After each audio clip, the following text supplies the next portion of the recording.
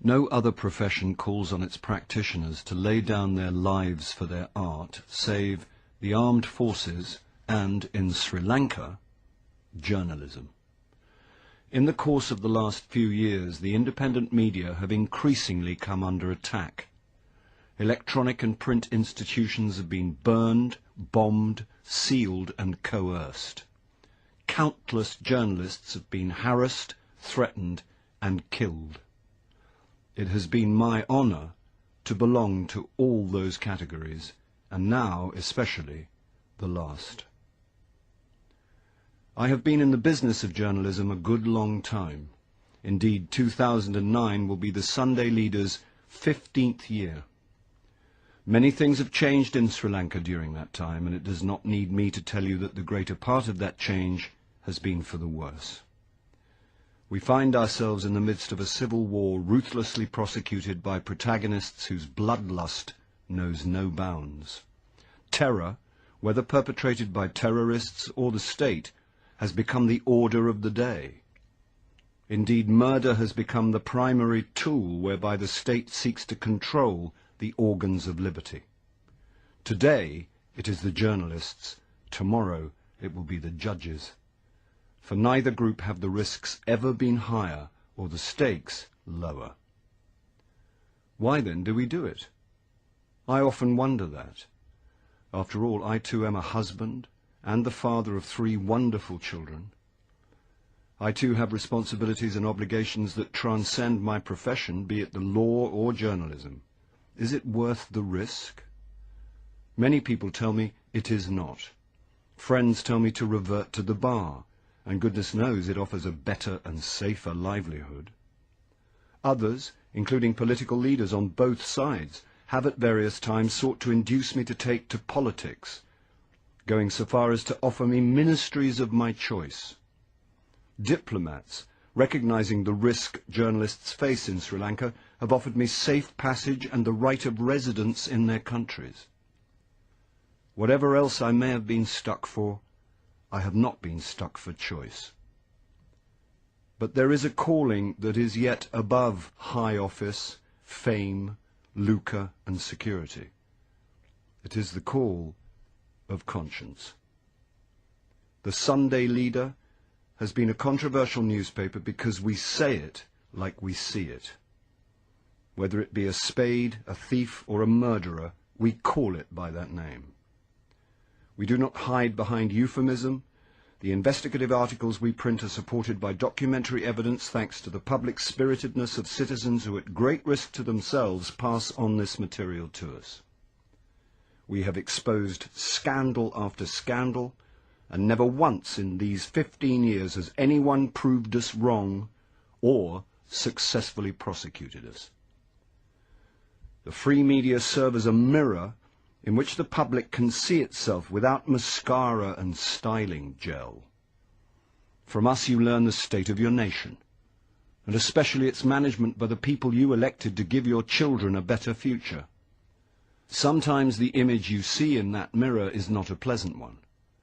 But while you may grumble in the privacy of your armchair, the journalists who hold the mirror up to you do so publicly and at great risk to themselves. That is our calling, and we do not shirk it. The Sunday Leader has never sought safety by unquestioningly articulating the majority view. Let's face it, that is the way to sell newspapers. On the contrary, as our opinion pieces over the years amply demonstrate, we often voice ideas that many people find distasteful. For instance, we have consistently espoused the view that while separatist terrorism must be eradicated, it is more important to address the root causes of terrorism and urge government to view Sri Lanka's ethnic strife in the context of history and not through the telescope of terrorism.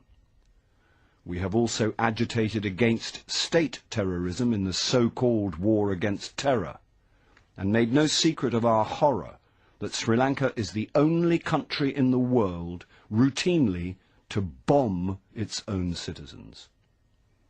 For these views we have been labelled traitors, and if this be treachery, we wear that label proudly.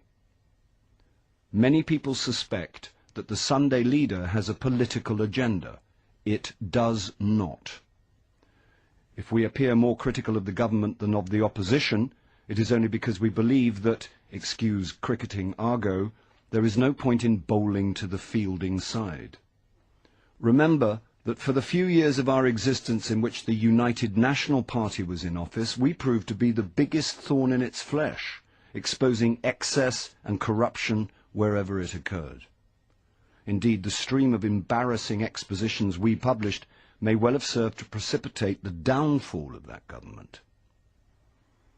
Neither should our distaste for the war be interpreted to mean that we support the Tamil Tigers. The LTTE is among the most ruthless and bloodthirsty organizations to have infested the planet. There is no gainsaying that it must be eradicated. But to do so by violating the rights of Tamil citizens, bombing and shooting mercilessly, is not only wrong, but shames the Sinhalese, whose claim to be the custodians of Buddhist teaching is forever called into question by this savagery, much of it unknown to the public because of censorship. What is more, a military occupation of the country's north and east will require the Tamil people of those regions to live eternally as second-class citizens, deprived of all self-respect. Do not imagine you can placate them by showering development and reconstruction on them in the post-war era. The wounds of war will scar them forever, and you will have an even more bitter and hateful diaspora to contend with.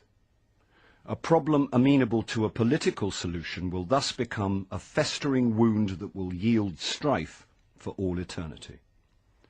If I seem angry and frustrated, it is only because most of my compatriots and all the government cannot see this writing so plainly on the wall. It is well known that I was on 2 occasions brutally assaulted, while on another my house was sprayed with machine gun fire. Despite the government's sanctimonious assurances, there was never a serious police inquiry into the perpetrators of these attacks, and the attackers were never apprehended. In all these cases, I have reason to believe that the attacks were inspired by the government. When finally I am killed, it will be the government that kills me.